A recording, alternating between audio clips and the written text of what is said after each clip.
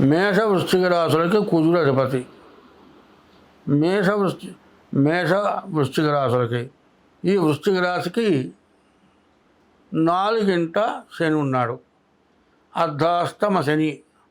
ప్రాణకంటకుడు అంటే ప్రాణం తీస్తాడని కాదు, ప్రాణం తీసుకుందాము, ఆత్మహత్య చేసుకుందాము, ఏదైనా చేసుకొని చేద్దాము, మనం ఈ బతకలేము, ఇంత సమస్యలు మనకు వద్దు, ఇంట్లోనూ బాధే, బయటకు పోయినా బాధే, పిల్లల దగ్గర బాధే, పెద్దవాళ్ళ దగ్గర బాధే, ఎక్కడ అడుగు పెట్టినా సమస్యే, ఇట్లా బతకడం కంటే చావటం మంచిది అనేటువంటి పరిస్థితులు వస్తాయి వృశ్చిక రాశికి.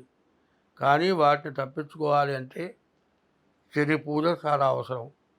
శని బాగాలేడు, రాహు బాగాలేడు, కుజుడు బాగాలేడు.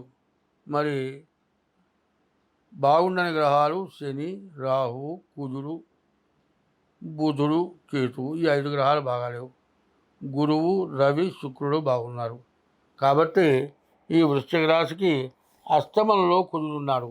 ఈ అష్టమ కుజుడు ప్రాణకంటకుడు, అర్ధాష్టమ శని ఇంకా ప్రాణకంటకుడు.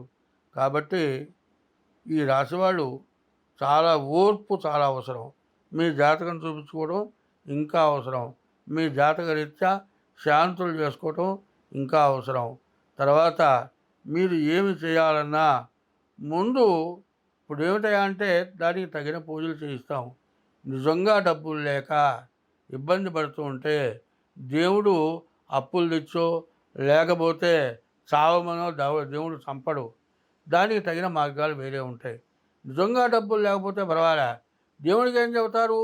పత్రం, పుష్పం, ఫలం, తోయం అన్నారు.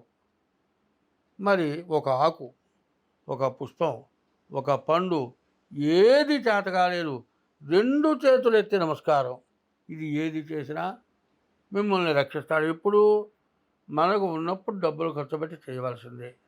డబ్బులు లేనప్పుడు ఏం చేస్తాను? తినడానికే లేదు, దాన్ని ఏం చేస్తాం? గుళ్ళో పో, గుళ్ళు దేవుడు దర్శనం చేసుకో, దేవుడు ప్రదక్షిణ చేయి, దేవుడి దగ్గర తీర్థం తీసుకో, ఆ ప్రసాదం తీసుకో.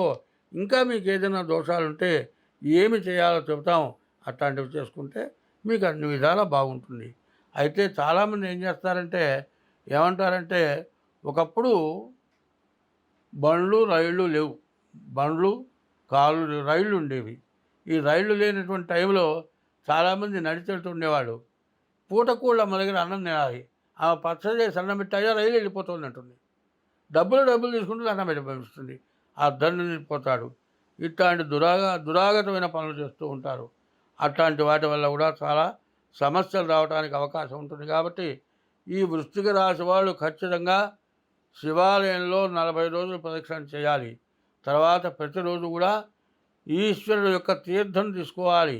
ఈశ్వరుడికి సోమవారం అభిషేకం చేయించుకోవాలి. ప్రతిరోజు సూర్య నమస్కారాలు చేసుకోవాలి. శనికి కుజుడికి పూర్తి సంఖ్య జపము దానం ఇవ్వాలి. ఇది చాలా మంచిది. కాబట్టి ఇట్లా చేసిన వాళ్ళకి సమస్యలు రావు.